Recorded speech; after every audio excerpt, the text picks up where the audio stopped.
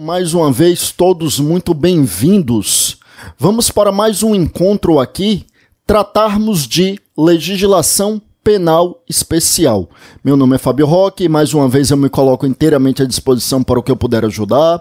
Pode entrar em contato comigo por intermédio das redes sociais, sempre faço questão de divulgar as nossas redes sociais, porque, como digo, a rede social é uma forma de dar continuidade ao trabalho, fornecendo conteúdo jurídico gratuitamente. Estamos no Instagram como Professor Fábio Roque, no YouTube como Fábio Roque Araújo e, sem mais delongas, hoje a gente vai começar tratando de um tema extremamente importante, que é a nossa lei de lavagem de dinheiro ou lei de lavagem de capitais. Eu já vou colocar aqui na tela então.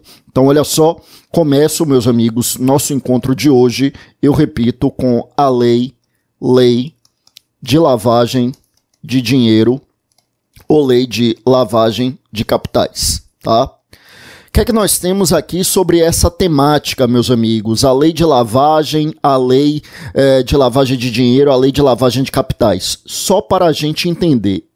Esse é um tema extremamente importante.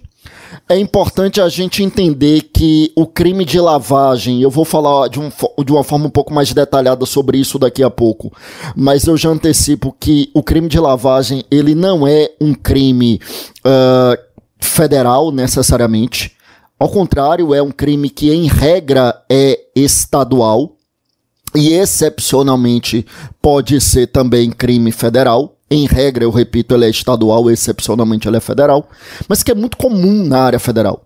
É mais ou menos como acontece com o crime contra a ordem tributária, que em regra é estadual e só excepcionalmente é federal, mas é muito comum que seja federal. Quer dizer, eu digo que só excepcionalmente, porque se a gente parar para analisar em tese, o crime tributário ele só é federal se houver envolvimento de um tributo federal. Então, excepcionalmente, ele é federal, porque o tributo pode ser estadual, ele pode ser municipal, pode ser o tributo distrital, que tem a competência municipal e estadual. E aí você tem um tributo federal, mas é tão comum que tenha tributo federal envolvido que esse, excepcionalmente na prática, em verdade, faz com que o crime seja muito comum na área federal. A lavagem é a mesma coisa. Lavagem, em tese, a priori, é um crime estadual, mas que é tão comum que tenha as hipóteses de ocorrência de atração da competência federal que muitas vezes ele vai parar lá na Justiça Federal mesmo. A gente vai falar de uma forma mais detalhada sobre isso. Então, extremamente importante falar de lei de lavagem, extremamente importante a lavagem de capitais, e a gente vai se dedicar a fundo aqui sobre essa temática para começar o nosso encontro de hoje. Meus amigos, lei de lavagem de dinheiro ou lavagem de capitais é a lei 9.613 de 1998. Lei 9.613 de 1998. E eu já começo com algumas informações básicas. Claro que a gente vai detalhar isto e traremos alguns exemplos de lavagem, mas assim, de uma forma mais básica, o que é lavagem de dinheiro, o que é a lavagem de capitais? Para começar, para uma introdução. E a gente pode dizer o seguinte: lavagem de dinheiro ou lavagem de capitais significa dar uma roupagem lícita a valores que são provenientes do ilícito. Um dinheiro que provém de um ato ilícito. E aí a gente procura dar uma roupagem lícita. Isso é lavagem. Eu repito, dar uma roupagem lícita a um dinheiro que é ilícito. Só para a gente entender, a expressão lavagem de dinheiro, ela remonta, meus amigos, lá à década de 20 do século XX, lá nos Estados Unidos da América, quando estava muito em voga a atuação dos gangsters. Inclusive, o cinema hollywoodiano demonstra isso de uma forma bastante evidente. Nós temos inúmeros filmes retratando aquele momento, que é o momento em que os Estados Unidos da América proibiram em âmbito nacional a prostituição, o jogo e também a bebida alcoólica, a comercialização de bebida alcoólica. É a época da chamada Lei Seca. A chamada Lei Seca que proibiu a comercialização de bebida alcoólica ali no território nacional, lá nos Estados Unidos da América. Mas eu repito, não apenas a bebida foi proibida o jogo e foi proibido também a prostituição. E isso fez com que crescesse um mercado clandestino muito grande nessas três atividades. principalmente no comércio de bebidas alcoólicas. Então aqueles grandes gangsters que a gente vê lá naquela época, o Al Capone lá em Chicago, o Al Capone ele nem era um dos chefões, né? O Al Capone na verdade era uma liderança de segundo escalão, mas que se tornou muito notório por conta da sua extrema violência. Ele resolvia os atos com uma violência muito grande. E quando a gente vê aquilo ali, a atividade principal daqueles caras, a atividade criminosa à época, era o tráfico de bebidas alcoólicas que havia sido proibido. Tanto que depois de alguns anos os Estados Unidos eles acabaram revendo essa sua política proibicionista e acabaram liberando o comércio de bebidas alcoólicas com algumas restrições, como por exemplo a idade, evidentemente, e acabaram legalizando o jogo em algumas localidades. É aí que surge Las Vegas, quando eles liberam o jogo ali na região de Nevada, né? No meio do deserto eles dizem, olha, aqui o jogo é legalizado, fazendo com que houvesse muito investimento da iniciativa privada ali para que pudesse atrair os jogadores. Então, eles tinham que construir uma estrutura que pudesse atrair os jogadores, e aí é que surge Las Vegas, né? A Sin City, né? Cidade do pecado, né? Conhecida assim como Sin City, né? Cidade do pecado. Então, mas é nesse momento, né, Las Vegas surge então nesse momento posterior em que os Estados Unidos eles reviram a sua política proibicionista em relação a álcool, jogo e prostituição. Aí eles liberam o álcool nacionalmente, liberam o jogo pontualmente em algumas localidades, e a prostituição ficou realmente a cargo ali de cada um dos estados. Alguns estados legalizaram, outros mantiveram uma proibição, mas lá na década de 20 era proibição total em relação a essas três atividades, fez com que crescesse muito esse comércio clandestino, essa violência extremada dos gangsters. E aí, meus amigos, os gangsters, eles pegavam aquele dinheiro ilícito e eles procuravam fazer investimentos lícitos. E muitos desses investimentos, curiosamente, eram lavanderias. Quando você ia ver o dono da lavanderia, a lavanderia mesmo, montava a lavanderia ali para lavar roupa mesmo. Quando você ia investigar quem era o dono da lavanderia, claro que no mais das vezes estava no nome de algum laranja, né? Tinha algum agente cítrico ali no meio. E aí quando você ia investigar, aí você percebia que a lavanderia na verdade era de um gangster. O que o gangster queria montando uma lavanderia? Na verdade, e é a partir daí que fizeram trocadilho com a ideia de lavar dinheiro, né? Mas qual a ideia da lavanderia? A lavanderia ou outros negócios. Tinha gangsters que montavam restaurantes, outros que montaram hotéis. Qual era a ideia desses negócios? Esses negócios muitas vezes eram deficitários, mas eram excelentes instrumentos para dar uma roupagem lícita a um dinheiro que era criminoso. Por exemplo, pense em um restaurante em que no mês fatura 80 mil e tem um custo de 100 mil reais. Ora, você percebeu que para qualquer empresário honesto, né, não está parecendo, pelo menos no momento, um bom negócio. Claro que o negócio tem que ter o seu tempo de maturação, pode ter um ponto de virada, mas pelo menos no momento, se eu estou tendo um faturamento de 80 mil e eu tenho um custo mensal de 100 mil, eu estou tendo um prejuízo de 20 mil todos os meses. Então, pelo menos por enquanto, o negócio não anda bem. Isso para um empresário honesto. Mas para o cara que quer lavar o dinheiro, veja o que é que ele faz. Ele pega o dinheiro da corrupção, do tráfico de drogas, do tráfico de armas, o dinheiro do crime tributário, ele pega o dinheiro ali do crime e aí ele joga dentro desse negócio lícito dele. E como é que ele faz isso? Veja só, ele tem um custo de 100 mil, aí ele vai pagando os fornecedores, vai pagando os empregados, vai pagando ali por uma contabilidade não registrada, o chamado caixa 2. Então eu pego em dinheiro para pagar fornecedor, para pagar empresário, nada entra na minha contabilidade. Então, para a contabilidade, eu não tenho um custo de 100 mil. Embora eu tenha na prática um custo de 100 mil, mas aparece na contabilidade como se eu tivesse um custo de 40. Ou seja, 40 mil eu registro, que é de custo, os outros 60 mil eu pago ali por fora, em dinheiro, eu não registro nada. Para todos os efeitos, eu tive um custo de 40. E como eu tive um lucro de 80, então eu tenho como justificar um lucro de 40 mil reais. Perceba, eu repito, na prática eu estou tendo um prejuízo de 20, porque eu coloco 100 e tiro 80. Mas veja que é a forma que eu tenho de pegar os 100 mil do tráfico de drogas, por exemplo, eu jogo ali os 100 mil naquela operação e eu consigo retirar limpos 40 mil. Eu tenho como justificar a existência daqueles 40 mil, eu tenho como justificar a origem daqueles 40 mil. Então, os instrumentos de lavagem muitas vezes funcionam assim. Eles funcionam como negócios de fachada. Por que negócios de fachada? Negócios de fachada porque são negócios que são péssimos negócios se fosse um empresário honesto, mas para um criminoso é um excelente meio de justificar a origem do seu dinheiro. Então de onde é que veio o seu dinheiro? Do restaurante. Mas aquele restaurante é deficitário, só que ninguém sabe disso.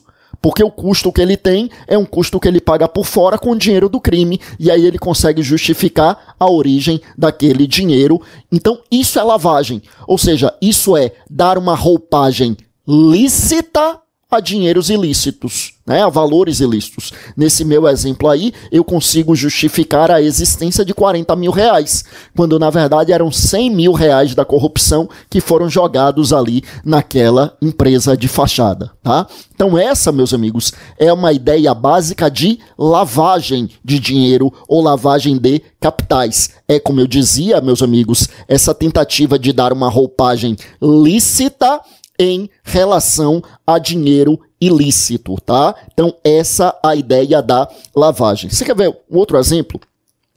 Bom, eu sei que não é da época de vocês, até eu que sou já de uma outra geração, eu sei que a maioria, evidentemente, aí é bem mais nova, e não que não possa ter pessoas da minha idade ou com mais idade até, porque afinal de contas não existe isso de ter idade para o concurso, não, tá?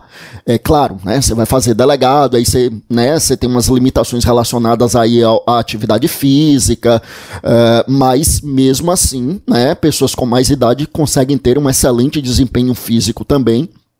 E claro, e para os outros concursos, então claro, né, pode ser que tenha pessoas aí de minha idade ou até mais velhas que estão aí começando nessa área de concurso, sejam muito bem-vindos, é isso mesmo, não existe isso de ter idade para concurso não, mas eu sei que a maioria dos que nos assistem são bem mais novos, então eu sei que não é da época de vocês, até eu na época era criança, criança ou começo da adolescência, eu estou me referindo ali ao comecinho da década de 90, né, eu sou do finalzinho de 79, então começo da década de 90 era ali final da infância, né? Eu sou de agosto de 79.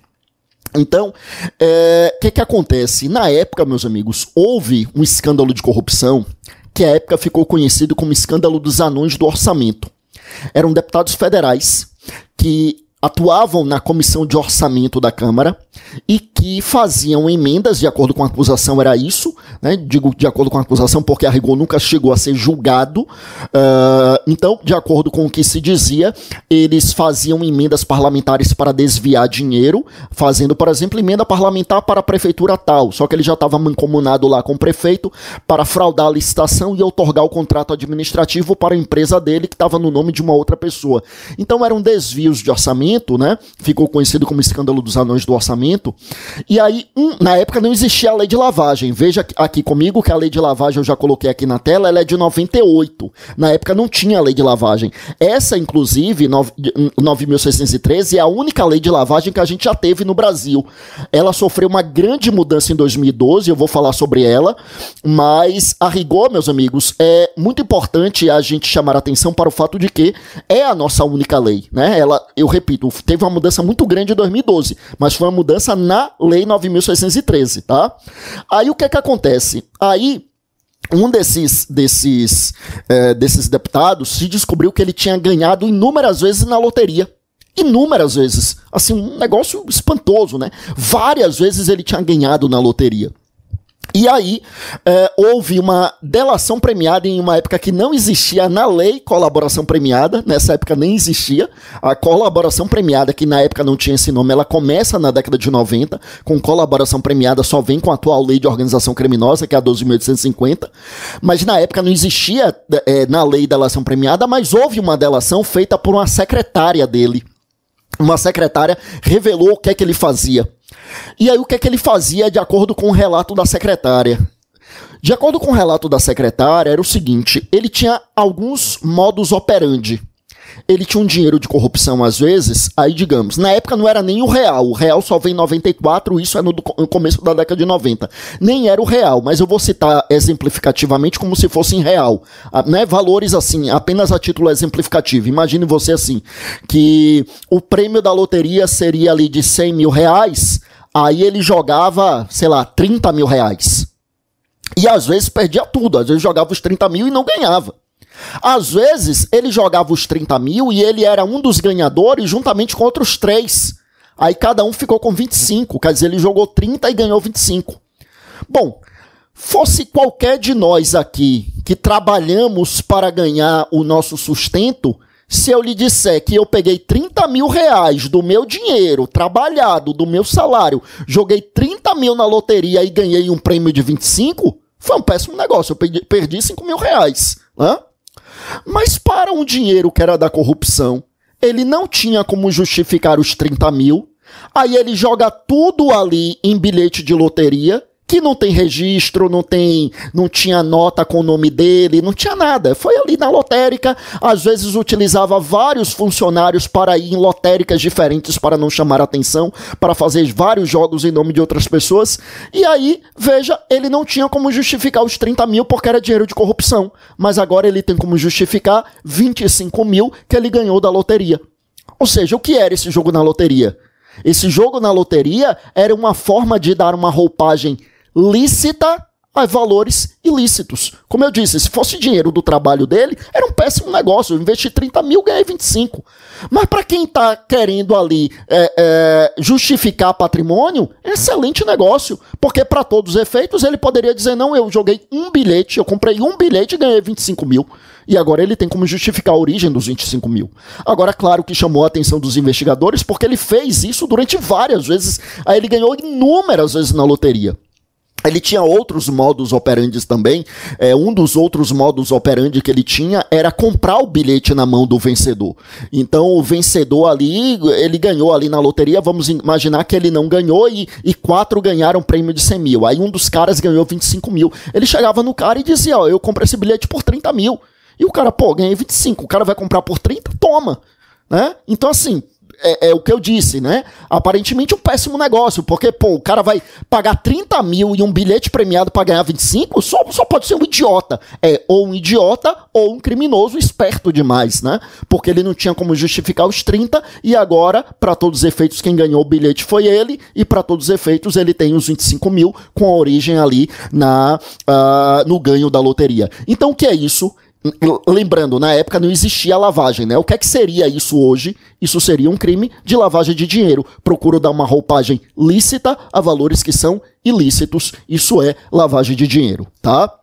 Bom, vamos lá, meus amigos. Aí, claro, né? Aí, no caso, assim, chamou a atenção o fato dele ter ganhado tantas vezes na loteria. Instalou-se uma CPI na época. Na CPI perguntaram a ele como é que ele justificava ter ganhado tantas vezes na loteria. Ele veio e disse, na maior desfaçatez, Deus me ajudou e eu fiquei rico, né? Então, assim, ainda jogou Deus no meio da história, como costuma acontecer inúmeras vezes. Enfim, o fato é que naquela época não existia a lavagem de dinheiro. Aí, meus amigos, o que acontece? Né? O que acontece, então, é que no âmbito internacional, no final da década de 80, em 88, no ano que a gente aprova a nossa Constituição, houve uma convenção da ONU para tratar sobre tráfico de drogas. Era uma convenção sobre tráfico de drogas. Aí, os países que participavam da convenção e os especialistas que já identificavam que naquela época o tráfico já movimentava bilhões de dólares no mundo, e já há um bom tempo, e eles chegaram à conclusão de que, olha, não tem como um dinheiro ilícito, um dinheiro sujo, circular de forma tão fácil com a quantidade tão expressiva como essa. Quer dizer, não dá para imaginar que traficante movimenta bilhões pegando dinheiro e colocando debaixo do colchão.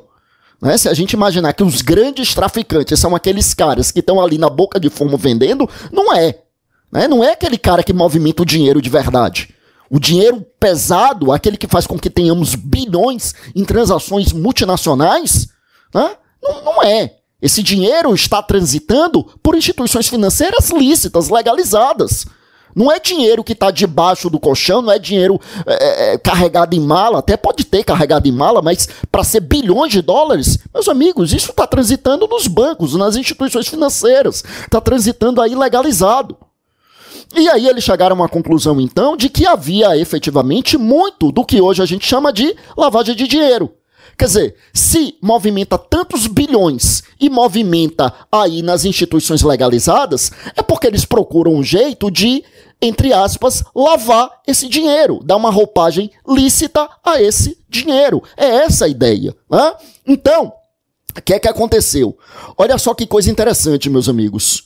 O que aconteceu de interessante foi o seguinte: veja que é a partir daí que nós temos, então, uma movimentação em âmbito internacional para que se criem leis de lavagem de dinheiro.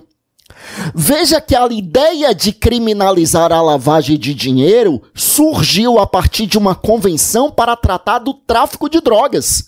Não era para tratar de lavagem, era para tratar de tráfico de drogas. E aí se chegou à conclusão de que quer acabar com o tráfico, ou pelo menos quer quebrar o tráfico, quer diminuir de forma considerável esse estrago que o tráfico faz, então quebra financeiramente o tráfico. Porque se a gente consegue identificar a movimentação financeira e a gente consegue quebrar essa movimentação financeira do tráfico, sem uma grande movimentação financeira, as pernas do tráfico vão ser quebradas. Então vamos criminalizar a lavagem de dinheiro, os países saíram com essa ideia, e aí, meus amigos, nós tivemos no mundo, não só no Brasil, o Brasil seguiu um fenômeno mundial, desde o final da década de 80, começou-se esse fenômeno em que os países começaram a aprovar leis criminalizando a lavagem de dinheiro. No Brasil só vem em 98, como eu disse, essa nossa lei 9.613 é a única que nós tivemos e é a nossa lei até hoje, mas esse fenômeno no âmbito global, ele começa ali no final da década de 80, a partir dessa convenção da ONU para tratar de tráfico de drogas. E aí, mundialmente falando, nós temos 3 gerações de leis de lavagem. 3 gerações de leis de lavagem. Primeiro, eu quero que você compreenda comigo o seguinte, meus amigos, para falarmos de lavagem de dinheiro, é imprescindível que nós tenhamos uma infração penal antecedente. É óbvio, a gente precisa ter uma infração penal antecedente. Porque eu repito o que é lavagem. Lavagem é você dar uma roupagem lícita a valores ilícitos. Isso é lavagem. Então, para que eu tenha lavagem, é necessário primeiro que eu tenha uma infração antecedente, porque eu preciso ter valores que derivam de uma prática criminosa. Então eu preciso de uma infração antecedente. Assim como acontece, por exemplo, no crime de receptação. A receptação recai sobre um objeto que é produto de crime. Se é o produto de crime, então eu tenho que ter um crime anterior. Aliás, é interessante que se diga que esses crimes, lavagem de dinheiro, receptação, favorecimento pessoal, favorecimento real, esses crimes que pressupõem a existência de um crime antecedente, eles são chamados em doutrina de crimes parasitários, também chamado de crimes acessórios. É uma expressão doutrinária. Né? Porque não é um crime de menor importância, né? Não tem. Quando a gente utiliza a expressão acessório, eu fico até com medo da pessoa imaginar que é um crime de menor importância. Não é. Crime acessório ou crime parasitário, exclusivamente porque depende da existência de uma infração penal anterior. Então, crime parasitário, eu repito, ou crime acessório, porque depende de uma outra infração penal, uma infração penal anterior. Agora volte comigo. Então eu dizia, temos mundialmente falando, temos globalmente falando, 3 gerações de leis de lavagem. A primeira geração de lei de lavagem, meus amigos, ela vai nos dizer, primeira geração, ela vai nos dizer que só existe um crime antecedente, que é o tráfico de drogas.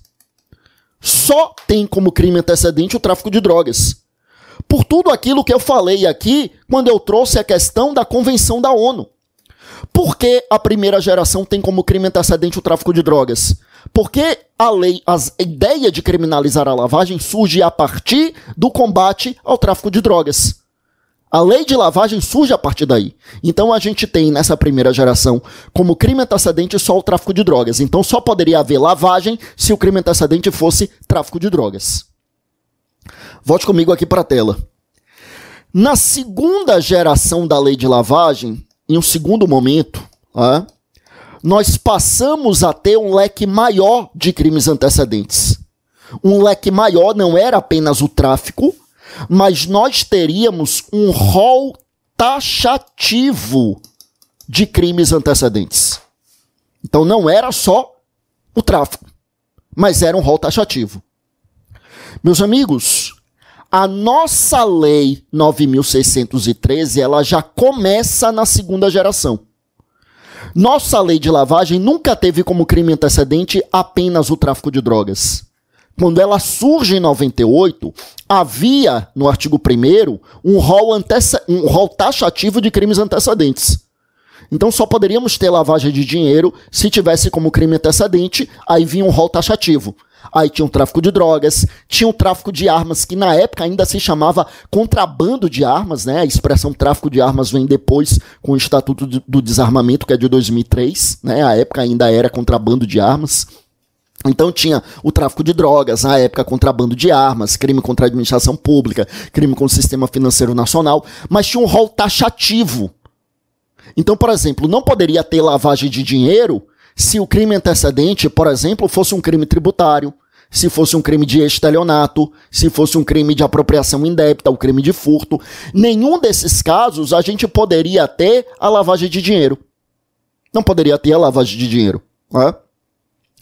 Aí, no rol dos crimes antecedentes, tinha organização criminosa. Aí, o que é que muitas vezes o Ministério Público fazia? Colocava a lavagem e, como crime antecedente, qualquer outro crime mais organização criminosa. Só que veio o Supremo Tribunal Federal e disse que organização criminosa, à época, ainda não era crime. Organização criminosa só passou a ser crime com a atual lei de organização criminosa, que é a Lei 12.850.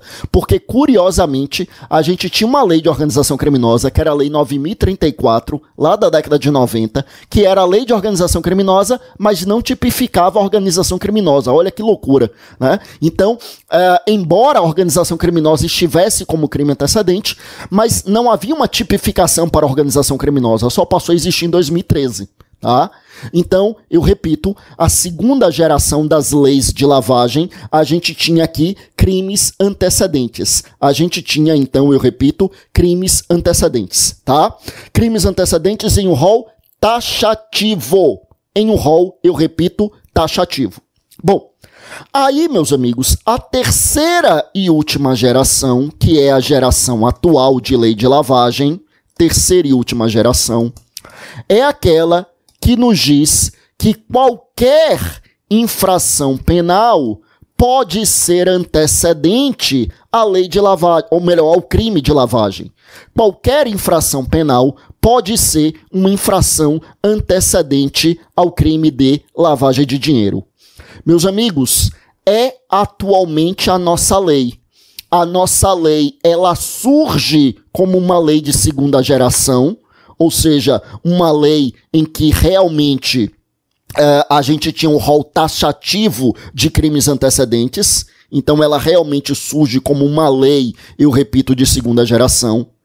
Só que a nossa lei, ela é alterada em 2012 e aquele rol taxativo do artigo 1º é todo revogado e o caput do artigo 1º passa a estabelecer que qualquer infração penal pode ser antecedente ao crime de lavagem de dinheiro. Eu já coloco aqui na tela para vocês, vejam só, eu coloco aqui, meus amigos, o caput do artigo 1º da nossa lei de lavagem, Lei 9.613 de 1998. Veja então que o caput do artigo 1º nos diz assim: ocultar ou dissimular a natureza origem, localização, disposição, movimentação ou propriedade de bens, direitos ou valores provenientes direta ou indiretamente de infração penal. Veja que a redação foi dada em 2012, como eu havia dito, pela Lei 12.683. E veja, então, que aqui a gente tinha vários incisos no caput do artigo 1º, eu nem coloquei essa parte, porque são os incisos que foram todos eles revogados por essa Lei 12.683, que é, meus amigos, aqui de 2012, tá? Então, nós temos atualmente uma lei que é da terceira geração. Eu repito aqui para vocês, meus amigos, como eu havia mencionado, que a nossa lei surge como uma lei de segunda geração, quer dizer, nunca tivemos uma lei de primeira geração em que a infração penal antecedente era exclusivamente o tráfico de drogas, nunca tivemos. A nossa lei surge como uma lei de segunda geração, quer dizer, a gente tem um rol taxativo de crimes antecedentes. E em 2012, a nossa lei é alterada e passamos a ter, então, uma lei de terceira geração. Uma lei na qual, em tese, volte comigo aqui para a tela e perceba que, em tese, qualquer infração penal pode ser uma infração penal antecedente ao crime de lavagem de dinheiro, tá? Eu fecho aqui esse primeiro bloco, o prazo desse primeiro bloco aqui se esgotou, a gente está fazendo aqui em blocos de 30 minutos, eu vou encerrar aqui esse primeiro bloco, mas já volto imediatamente aqui com o segundo bloco para dar continuidade. Vamos voltar aqui, olha só.